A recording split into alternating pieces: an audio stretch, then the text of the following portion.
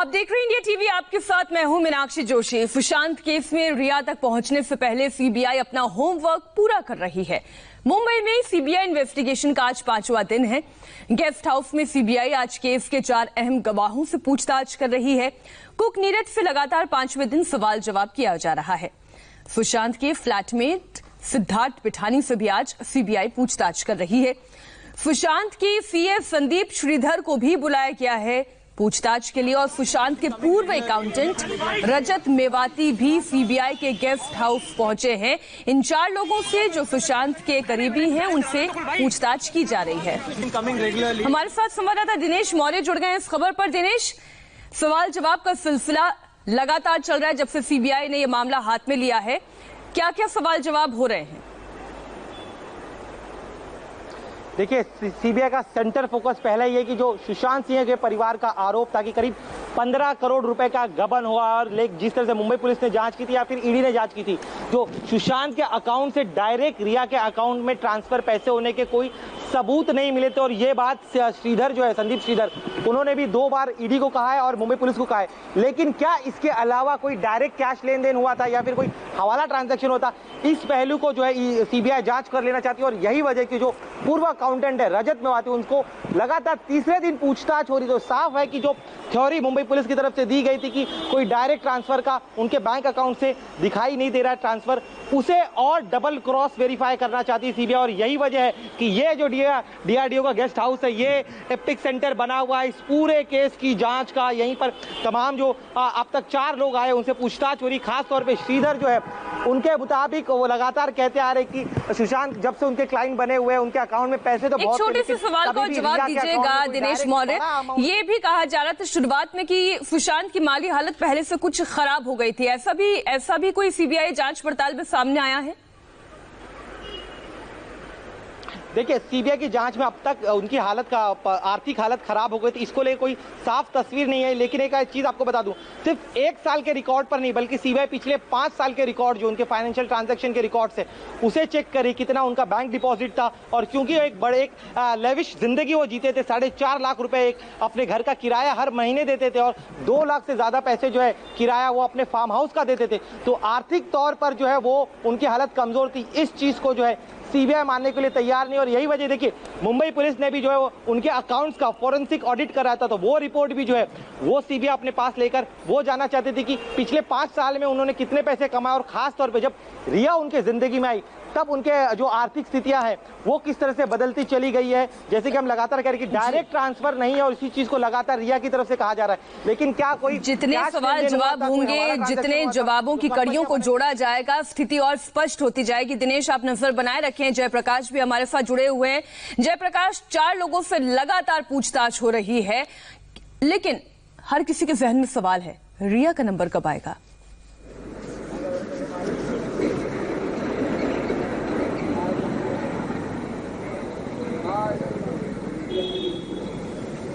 जयप्रकाश, लगातार सभी लोगों से सवाल जवाब का सिलसिला चल रहा है। जी। रिया चक्रवर्ती से सवाल जवाब सीबीआई कब करेगी? हम ये सुन रहे थे कि समन जारी किया जाएगा और बहुत जल्द होगा, नंबर कब आएगा?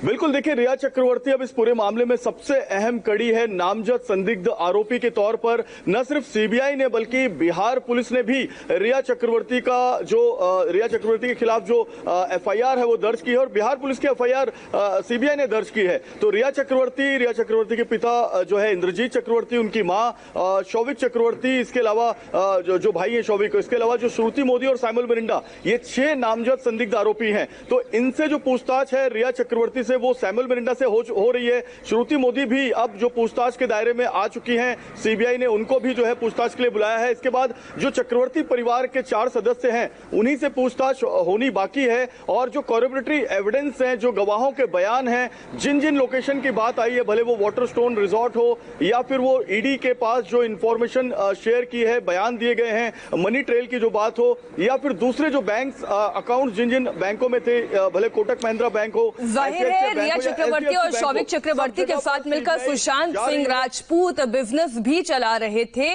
तो ऐसे में क्या मनी ट्रेल उनके बीच में किस तरीके से पैसों का लेन देन हुआ है, ये भी स्थिति स्पष्ट करने की जरूरत है। आप बने रहिएगा हमारे साथ। सुशांत डेथ केस की मिस्ट्री सुलझाने में जुटी सीबीआई जांच से जुड़ी एक और बड़ी खबर आपको दे दें।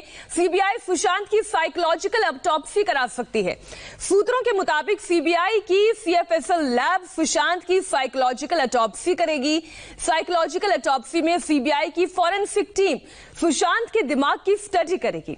सीबीआई सुशांत की मौत के दिन से कुछ दिन पहले तक सुशांत के बर्ताव, रहन सहन, रूटीन की स्टडी करेगी। सीबीआई सुशांत के लिखे नोट्स, किताबें, WhatsApp messages, mails, social media पर लिखे गए उनके पोस्ट और इसी के साथ ही सुशांत के परिवार वालों से बातचीत करेगी, दोस्तों से पूछताछ करेगी, करीबियों से सुशांत की मनोदशा के बारे में समझने की कोशिश करेगी, जानकारी हासिल करेगी। एक तरह से आसान शब्दों में अगर हम आपको समझाएं तो सीबीआई की फॉरेंसिक टीम सुशांत के दिमाग का पोस्टमार्टम करेगी। आपको बता दें कि सुशांत की साइकोलॉजिकल ऑटोप्सी कैसे की जाएगी। इस दौरान सुशांत के दिमाग की स्टडी की जाएगी, उनके नोट्स, उनके चैट, सोशल मीडिया पर उनके द्वारा किए गए पोस्ट, इनकी स्टडी की जाएगी। मौत से पहले वो कौन कौन सी किताबें पढ़ रहे थे, ये जानने की कोशिश होगी। मौत से पहले उनका रूटीन क्या था, उनका रहन सहन कैसा था, उनका बर्ताव, उनका रवैया अपने दोस्तों के प्रति, अपने परिवार के प्रति, अपने गर्लफ्रेंड के प्रति और साथ ही साथ उनके साथ जो लोग रह रहे थे उनके प्रति कैसा था, अपने करीबियों से किस तरह वो संपर्क में थे, उनके पर्सनल स्टाफ से पूछताछ होगी, परिवार से उनके हाव भाव की जानकारी ली जाएगी। यानी मौत से पहले की पूरी मनोदशा, उनका मेंटल स्टेटस क्या था उस वक्त, ये समझने की कोशिश होगी। देश में अब तक 3 ही ऐसे केस हैं जिनकी साइकोलॉजिकल ऑटोप्सी की गई है। पहली psychological autopsy Sunanda Pushkar death case में हुई थी, फिर बुराड़ी के बहुचर्चित सामूहिक सुसाइड केस में हुई थी और अब सुशांत केस में साइकोलॉजिकल ऑटोप्सी की तैयारी चल रही है और सबसे पहले उन नामों को लिस्ट किया जा रहा है जिनसे बातचीत होगी, जिनसे पूछताछ होगी। हम आपको बता रहे देश में कब कब साइकोलॉजिकल ऑटोप्सी हुई है। सुनंदा पुष्कर डेथ केस और बुराड़ी में जो पूरा परिवार एक साथ खुदकुशी कर ली थी, इस मामले में हुई थी और अब सुशांत केस में हो रही है। हमारे साथ 3 मेहमान जुड़ गए हैं। हमारे साथ सुशांत के बीते 12 सालों से जो दोस्त हैं, आप टीवी सीरियल एक्टर हैं, विशाल सिंह हमारे साथ जुड़ गए हैं। हमारे साथ टीवी डायरेक्टर रोशन गेरी जुड़ गई हैं और साथ ही हमारे साथ Delhi police farmer commissioner TR Kakkar साहब भी जुड़ गए हैं। बहुत बहुत स्वागत है आप तीनों मेहमानों का। सबसे पहले कक्कड़ साहब आप ये बताएं, ये साइकोलॉजिकल ऑटोप्सी ये क्या होती है?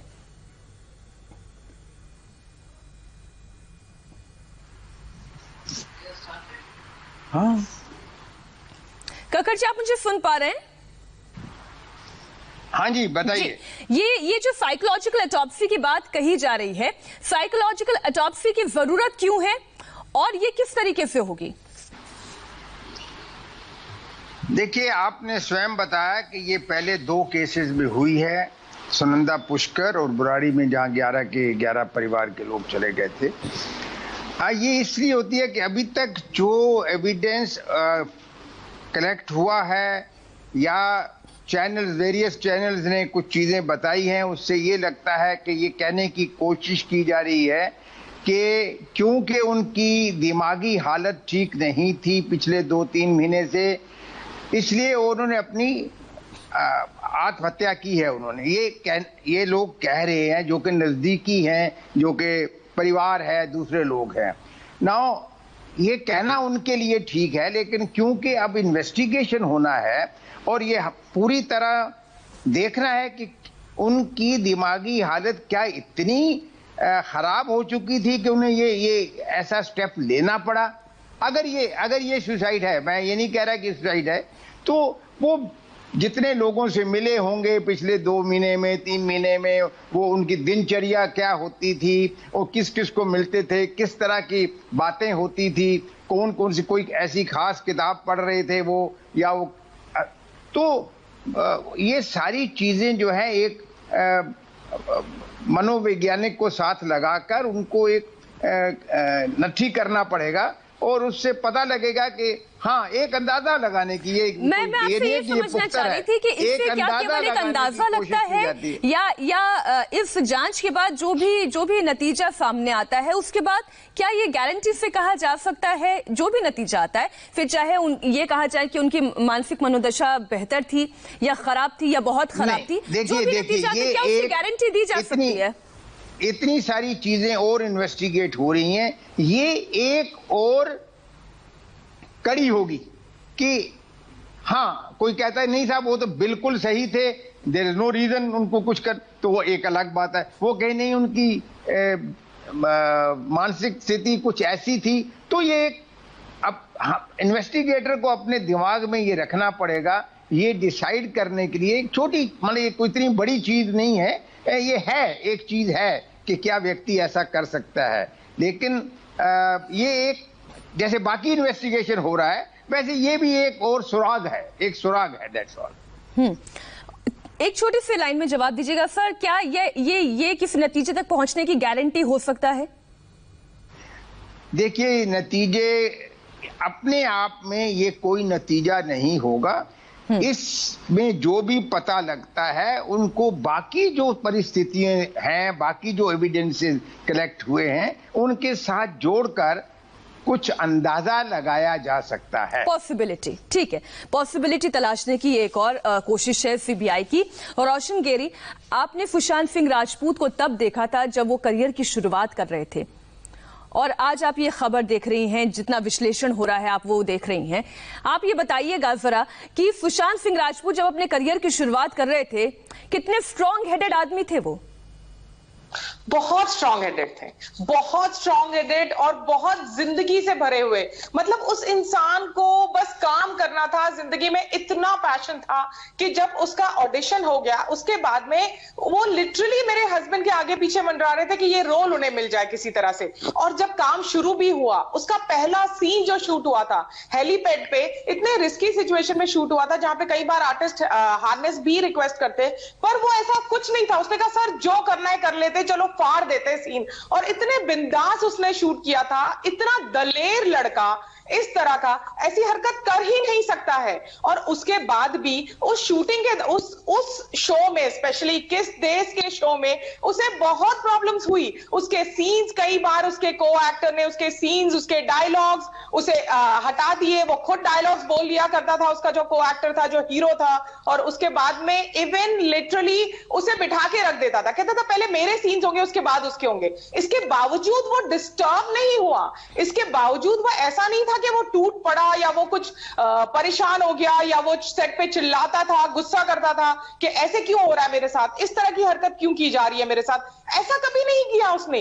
अगर उसने अपने जिंदगी के, अपने करियर की शुरुआत में ऐसा नहीं किया, जब उसके पास कुछ नहीं था। देखिए, जब आपके पास कुछ नहीं है, जब आप शुरू कर रहे हैं, तो आपका थोड़ा ग्रीड ज्यादा होता है। आप कुछ हर जगह अपना रिकॉग्निशन, अपनी जगह, अपना स्पेस बनाने के लिए आप बहुत जद्दोजहद करते हैं। उसने ऐसा नहीं किया क्योंकि उसे पता था कि मैं अपनी मेहनत करूंगा और मैं I will brush out these thing, I don't want to bother about it. मुझे ये चीजें तकलीफ नहीं करनी चाहिए। बिकॉज वो मेरे घर पे आके बैठ के he used to talk with my husband, he used to say sir इसको ब्रश आउट कर दूंगा मैं, ये चीज मुझे डिस्टर्ब नहीं करनी चाहिए क्योंकि इससे मेरे कैरेक्टर में और मेरे एक्टिंग में और मेरे काम में प्रॉब्लम नहीं आनी चाहिए। ऐसा था वो लड़का इस तरह की चीजें कि डिप्रेशन हो गया है उसको, डिप्रेशन की वजह से वो खुद को खत्म कर ले, डिप्रेशन की वजह से वो दवाइयां खा के आइसोलेट हो जाए या इस तरह की हरकत करे, वो नहीं कर सकता ऐसा। वो ऐसी हरकतें बिल्कुल ब्रश आउट करने की जो थ्योरी रखता हो कि मैं अपने आप को कमजोर नहीं होने दूंगा, वो ऐसा कैसे कर सकता है? विशाल, आपने तो अच्छा, बिल्कुल आपने अच्छा समय बिताया विशाल सुशांत सिंह राजपूत के साथ। वो आपसे कितने दिनों तक संपर्क में थे? और जब आपकी बातचीत होती थी सेट पर भी, या मतलब जब उन्होंने टीवी की दुनिया छोड़ दी थी तब भी जब आपसे बातचीत होती थी, क्या कभी आपको लगता था कि ये डिप्रेशन में जा सकता है? जी बिल्कुल भी नहीं, बिल्कुल। ये जिस वक्त की रोशन बात कर रही हैं, मैं भी उनको उसी वक्त से जानता हूं। मैंने भी उसे एक शो में कैमियो किया था, मैं अपना सेकंड शो कर रहा था कसम से उस वक्त, और तब से लेके अब तक ये पिछले कुछ 2-3 साल से हम लोग टच में नहीं थे, बिकॉज मैं अमेरिका शिफ्ट हो गया था और मेरी लास्ट बात उनसे तब हुई थी छोड़ के, तो उनकी तरफ से एक ऑल द बेस्ट वाला मैसेज आया था मुझे। He was very happy about it. And कभी भी, जैसे रोशन बोल रहे हैं कि वो हमेशा बहुत खुश रहे हैं, सबको इंस्पायर किया है, सबको खुशियां दी हैं, कभी नहीं लगा। लेकिन हर एक की जिंदगी में एक वो मोमेंट आता है, चाहे मैं अपने लिए भी बताऊं कि कभी कभी एक इंसान ना उस वीक मोमेंट से गुजरता है। इसके लिए जरूरी नहीं है कि एक सीरीज ऑफ इवेंट होना जरूरी है कि आप शुरू से मेंटली कुछ हो। आपकी जिंदगी में कोई एक छोटा सा इवेंट सडनली हो सकता है जिससे आप डिस्टर्ब हो जाएं, बट मैंने जितने दिन तक सुशांत को जाना है, जितने सालों तक जाना है, कभी ऐसा नहीं लगा कि वो अपने आप को हार्म कर सकते हैं। वो बहुत ही एम्बिशियस रहे हैं, बहुत ही हार्ड वर्किंग रहे हैं, और हम सब जानते हैं, हम सब ने वो डायरी के पन्ने सुने हैं जो उन्होंने लिखे हैं। He wanted to go to Hollywood, he wanted to do big, he wanted to produce films. उसके बाद कोई इतने प्लान्स करके कोई ग्रेजुअल उस डिप्रेशन में जाके अपने आप को हार्म नहीं कर सकता। सो आई डोंट बिलीव कि ऐसा हो सकता है, बट वो एक वीक मोमेंट हम सबकी जिंदगी में आता है, so we never know. But मेरा दिल नहीं मानता कि वो कभी भी अपने आप को नुकसान पहुंचा सकते थे। आप जिन वीक मोमेंट्स की बात कर रहे हैं, हमारे दोनों संवाददाता भी हमारे साथ हैं। अभी तक जयप्रकाश, डॉक्टर्स से जिन्होंने उनको काउंसिल किया था सुशांत सिंह राजपूत को, उनसे भी पूछताछ हुई है, मुंबई पुलिस की भी हुई है और सीबीआई भी कर रही है। तो उन लोगों से बातचीत में अभी तक क्या समझ में आया? क्या सुशांत वाकई में बहुत डिप्रेस थे? क्योंकि आखिरी दफा जब मेरी सिद्धार्थ पिठानी से चैनल के माध्यम से ये चर्चा हुई थी, बातचीत हुई थी, तो सिद्धार्थ पिठानी ने कहा था कि सुशांत जो दवाइयां ले भी रहे थे वो धीरे धीरे उनकी डोसेज कम होती जा रही थी। इसका मतलब ये तभी होता है जब इंसान रिकवरी मोड में होता है। देखिए मीनाक्षी, जहां तक डॉक्टरों का सवाल है तो मुंबई पुलिस ने 4 डॉक्टर का स्टेटमेंट लिया है, जिसमें डॉक्टर केसी चावड़ा हैं, जिनका सबसे लंबा जो प्रिस्क्रिप्शन है वो सुशांत सिंह राजपूत ने वो उनकी दवाइयां ली थी। लेकिन ये चारों डॉक्टर आए कहां से थे? चारों डॉक्टरों को रिया चक्रवर्ती लाई थी, जिसमें एक डॉक्टर सुशांत खुद अप्रोच किए थे, 3 डॉक्टरों को रिया लाई थी। अब इन डॉक्टरों से उनका पूरा कोर्स हुआ कि नहीं हुआ, क्योंकि एक जो मोहन जोशी जो स्पिरिचुअल हीलर है, उनसे जो हमारी बात हुई थी इंडिया टीवी की, तो उनका ये कहना था कि जो कोर्स है वो 6 या 7 कोर्स होने के बाद व्यक्ति में बदलाव आने शुरू होते हैं। निराशा से वो आशा की ओर बढ़ता है, अंधेरे से प्रकाश की ओर बढ़ता है, उसमें हंसी आती है। लेकिन 2 ही कोर्स होने के बाद उनका कोर्स बंद कर दिया गया मोहन जोशी का। वो वाटरस्टोन रिजॉर्ट में आए थे। ये बहुत आप पते की बात कह रहे हैं, क्योंकि केवल डॉक्टर्स जंप कर देने से, एक के बाद एक डॉक्टर स्विच कर देने से मर्ज का हल नहीं मिलता। तो अगर ये डॉक्टर स्विच हो रहे थे तो ये क्यों हो रहे थे? ये भी जांच का विषय। एक छोटे से ब्रेक के लिए हम रुक रहे हैं, हो रहे हैं फौरन हाजिर।